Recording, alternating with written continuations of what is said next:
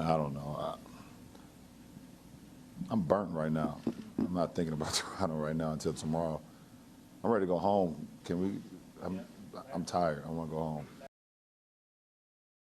Welcome to SI Now. I'm Robin Lundberg here with Madeline Burke. And Madeline, I think we all know the feeling, but despite LeBron doing everything, he isn't going to get much rest. He's not. He's earned it, but he's not. Now, the Cavs advanced, but it's pretty clear LeBron won the first-round series against Indiana. I mean, it was the first time in LeBron's career that he won a playoff series in which not a single teammate of his scored 20 points or more in any game. Now, the Cavs are still alive, but they're far from a finals lock.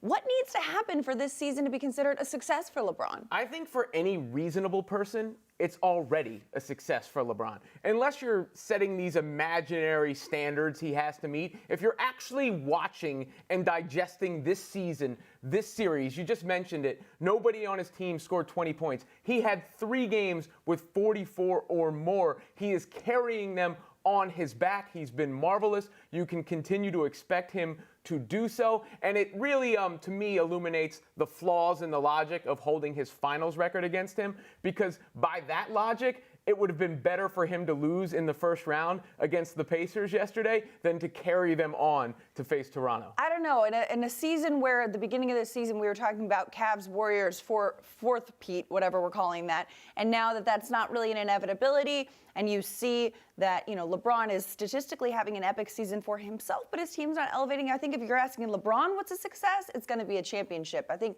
yes, LeBron is a great player, but yeah, but at the beginning of the season, also, we didn't know the East would be elevated. They were without Kyrie. We had to see what would happen, and then you consider the possibilities if he was not on that team. We now welcome in our NBA analyst, John Starks. John, your former teammate Charles Oakley tweeted this about LeBron James, quote, "No player in the history of the game has put together the body of work LeBron has." What are your thoughts on that? Is Oak right? Well, of course, you know, at his position, no question. LeBron has put together a great resume over the course of his career. He still has a lot more to go as far as his career. I always like to, you know, discuss it by position. Obviously, Michael Jordan at the 2 guard, LeBron at the 3, Magic at the 1. Those guys then put in abundance of work throughout their career. now, John, LeBron and the Cavs obviously pulled off a Game 7 win over Indiana, moving on to face Toronto in the second round. Dwayne Casey says he believes Toronto is better built to face the Cavs this season. What do you make of this Cavs-Raptors matchup? I agree with him. I think they're a much better team. They're probably a little bit deeper.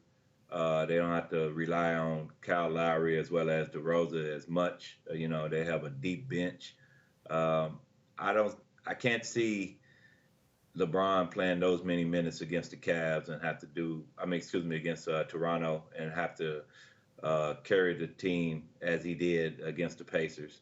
If he have to do that, then I'm not sure if they can get past Toronto. Right now, he got through the first phase of the gauntlet. Now he have to go through the second, and he probably got a formidable matchup in the Eastern Conference Finals if he gets there to get through the third part of that gauntlet. And even as we heard in his postgame, he was pretty gassed after that series. Now, he played huge minutes, you know, and that wear on you during the playoffs. I know when during my playing times, the most important thing, especially a guy at his age, is to get rest and get done with a series. You don't want to have to go through game sevens, and game sevens, you know, every single series. Now, elsewhere in the East, the Celtics, they're without Gordon Hayward, they're without Kyrie Irving, and will also likely open their second-round series against the Sixers without Jaylen Brown, their team's top first-round scorer. Now, despite the injuries, though, Boston has been a factor. How tough will Boston make it on Philly? Well, they just a well-coached team, and they're a tough-minded team. And, you know, they've been without, you're talking about their top 3 players, with Gordon Hayward as well as Kyrie, and a little bit without Brown. So it's going to be tough for them to go in there and face Philly, because Philly is playing great basketball right now. They probably have the best 1-2 punch in the game, I think, in Embiid and Simmons right now, and some great shooters around them. So it's going to be tough. But Celtics is going to be up for it. I have no doubt in my mind that these guys are going to go and play very hard and give them a great series. Meanwhile, in the West, after the game ones, it feels like Warriors and Rockets is inevitable. We've been saying that all year, and then we spent a little bit of time trying to talk ourselves out of it. Is that the case that it will be Golden State and Houston in the Western Conference Finals for sure? Yeah, that's the way it's looking, especially after these first two games. These first two games, they've been, both teams have been on point, and so they looking like, you know, the heavyweights are going to match up in the Western Conference Finals. Unless New Orleans turn it around, I'm not sure. That first game didn't look too good. When I was watching the game, I didn't see the confidence and the swag that they had against Portland. So unless they step it up and maybe they just had a lull in their game because they've been off for a long time. And that's something too, you know, you want to finish your series early, but you don't want that long break because you tend to lose your rhythm. John Starks, thanks so much for the insight on the NBA playoffs. Thank you. We now welcome in the MMQB's Albert Breer. Albert, the Seahawks have a new Legion of Griffin. In the 5th round of this year's draft, Seattle selected linebacker Shaquem Griffin to play alongside his twin brother Shaquille Griffin. Now, other than being a feel-good story, what are the potential football implications of this pick?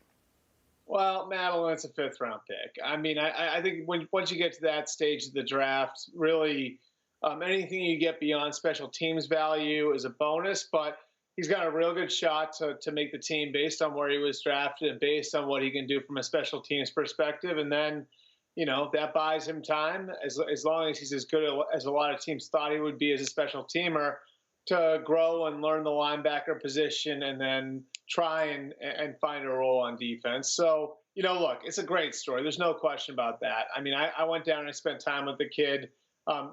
Family seems great. Like the relationship he has with his brother is obviously something else. And, you know, I think there's a lot of people rooting for him. But right now, based on where he was drafted, I think that's kind of how you want to look at him.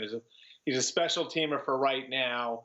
And, you know, the better the job that he does there, the more time he'll buy himself to learn and grow into a role as a linebacker. And definitely, though, a great story indeed. SITV did actually a feature on Shaquem. We got to check this out real quick.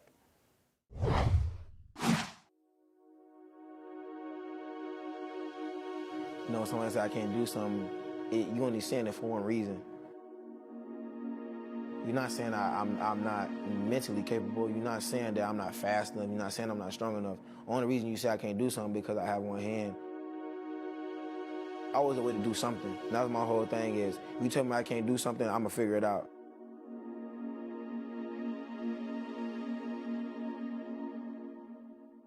Moving to the Patriots, Albert, they were linked to QBs going into the draft. There was some talk about Lamar Jackson. Of course, They didn't go that route. Why no QB for the Pats, considering Tom Brady's age and Garoppolo not being there anymore? Well, I think the main thing is they didn't, love the quarterbacks in this class. Now, the one quarterback that they may have taken a look at moving up for if he had slowed a little bit was Baker Mayfield. But obviously, there's nothing you can do there. He was the first overall pick. And I don't think that they were, over the moon over, Sam Darnold or Lamar Jackson or Josh Allen or Josh Rosen. And so at that point, you stick where you're at. You make picks that are going to help you win with a 66-year-old head coach and a 41-year-old quarterback, and you get your guy later on. And I will say this, I know Danny Etling didn't have a great college career, but they do feel like there's some traits they can work with there. And I do think going into day 3, and I'm talking about going into the 4th round, they felt like he was the best fit for them, better than some of the guys they've been linked to over the course of the last few weeks, Luke Falk, Kyle Aletta. They felt like Danny Etling was the right guy for them. And, most people projected him to be undrafted. They took the guesswork out of it. If a guy goes undrafted, then obviously you're going to have to compete with other teams for his services. They just decided, we like the kid, let's take him in the 7th round. But by no means do they think that that's a successor to Tom Brady. Obviously not taking one there in the 1st round, not moving for one there in the 1st round means that they'll probably be going into 2019 trying to answer the same question that we've been asking for the last couple months. Now, the Steelers went and got a quarterback. They traded up to get Mason Rudolph in the third round. He's the highest quarterback selected by the Steelers since Roethlisberger went 11th overall in 2004. And with Big Ben almost perennially teasing his retirement, how soon do you expect to see Rudolph get an opportunity? Well, Madeline, I would point out that he's only drafted one round higher than Landry Jones was a few years ago. And so, I mean, look, Mason Rudolph was a high-profile college player, a productive college player, but you're drafting him in the third round. You passed on him in the second round. And so, I'm not sure that they really view this kid as the quarterback of the future. I think it's just, when you get to the point where, your quarterback's that age, you just start throwing darts at the board. This is not the same as the Cleveland Browns taking Baker Mayfield with the first overall pick, or the Jets taking Sam Darnold at 3, or the Bills taking Josh Allen at 7. This is, throwing a dart at that board. If it works out, great. If not, you've got a cheap backup for the next 4 years. And so I wouldn't take a quarterback being drafted in the third round to mean anything but it's time for the Steelers to start throwing darts at that board, and Mason Rudolph would be one. Another QB off the board, Luke Falk, who was taken by the Titans at pick 199. The Washington State QB, admittedly obsessed with Tom Brady. Of course, That's the same spot Brady was taken. I'm not going to ask if he's the next Tom Brady, but was he picked as more than insurance for Mariota?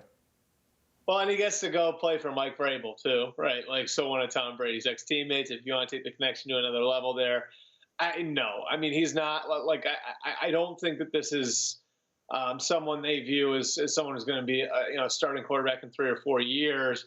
But look, there is some injury history there the last couple of years with Marcus Mariota, and clearly, this is someone who I think going into the college season, some teams had seen as an intriguing prospect, and so he had a little bit of a sideways 2017 season, but there are some things you can work with there. Questions about his arm strength, but he's a great kid.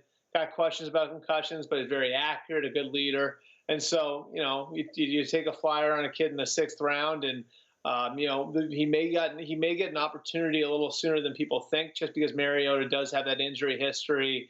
But I wouldn't look at this as anything other than kind of a cool coincidence that he winds up going in the same spot that Tom Brady went in as a kid who idolized Tom Brady growing up. Now, Albert, I got to ask you about Darius Guice. He's been regarded as a first-round talent, but the running back fell significantly. There were reports that he's got other off-the-field incidents at LSU that hadn't previously been reported. There might be another potentially damning investigation out there we're hearing. What is the story here? Yeah, I'll fall on the sword on this one. I'd heard all the immaturity concerns before the draft, and I didn't think that they were that big a deal. And so I believe my last mock, I may have had him at 32 going to the Eagles. Obviously, he slipped well into the second round. And what I've heard is that there was an incident when he was a freshman. There's also another incident more recently that was rumored. And, he did not do well in his meetings with teams. Plus, he fired his agent. And so I don't know that there's really a flashpoint here. I know there's been some rumors out there, some speculation. I think more than anything else, Madeline, it's just there was a lot of smoke, and there was a lot of just kind of the storm cloud swirling over this guy who already had the maturity concerns. And I think teams just looked at this running back class and saw the depth of it. And, guys like Rashad Penny and Nick Chubb and Sony Michel and Ronald Jones, and just thought to themselves, you know what, we got a clean prospect over here. Why are we even going to mess with that? And so I think it's all the smoke combined with the fact that there were a lot of good players at his position in this year's class that caused a lot of teams to say, we're just not going to mess with all that stuff that's going on with him. We're not sure we trust him to begin with because the maturity question is there. And you've got this other stuff over here that may or may not be true. Let's let that be someone else's problem. Albert, who do you think had the most interesting draft overall? I'm going to give you the Oakland Raiders. Colton Miller, to me, is someone who teams saw as a developmental guy, a little bit of a project. His tape wasn't great, but athletically, he compares to Nate Solder, who's now the highest paid tackle in the history of football. And so, Colton Miller was interesting as the first pick, but it got more interesting a little later on in the 3rd and 4th and 5th rounds.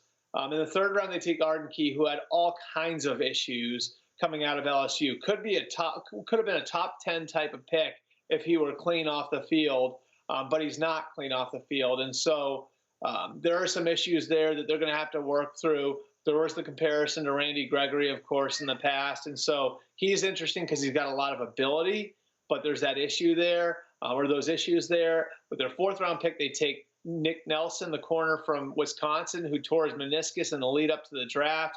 And then in the 5th round, they take Maurice Hurst, who was, a star player at Michigan, a guy who's got a lot of athletic potential. He's a little short for his position, but a borderline 1st round, top of the 2nd round type talent who had a heart issue that was flagged at the combine. He was off a lot of teams' boards. And so those 3 guys there in the middle of the draft, Arden Key, Nick Nelson, and Maurice Hurst, could wind up being nothing as pros, or they could wind up being big boom picks for them. So you add that to the fact that they took a little bit of a risk in the 1st round with a guy who's a projection at offensive tackle.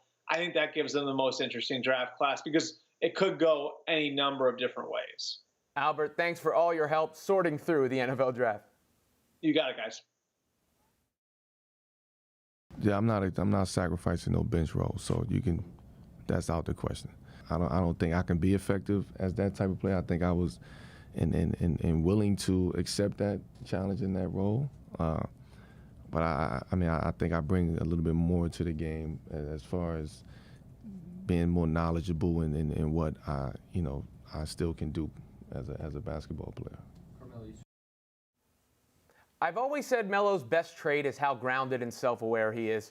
So, Madeline, how big a problem is Melo going to be for OKC going forward, considering he won't even consider a bench role? I mean, it's like LeBron has said in the past. You got to fit in, you can't fit out. You can't just say, this is what I'm going to be, and this is what is the only status of what I'm willing to contribute to this team. If you want your team to have success, Playoff C over here is going to have to say, I will play the role that is best fit for me in elevating this team and helping them win. If it's him coming off the bench, if it's him starting. But if you're going to let your ego get in the way and say, no, I will only start, and then you'll be detrimental to the team with that kind of behavior, be a team player. Don't be a me player. This is a problem throughout his career, and it especially stands out where he is in his career now. I don't know if there are any teams in the league he should be starting for the way he's playing. If he wants to continue starting, he should maybe go play in China or something. But he does have that $28 million basically owed to him from Oklahoma City, so he has a ton of leverage in this situation. Absolutely, but you know what? You're on the back nine of your career at this point. You haven't made it over the hump yet in the playoffs. Maybe, perhaps, try a different approach.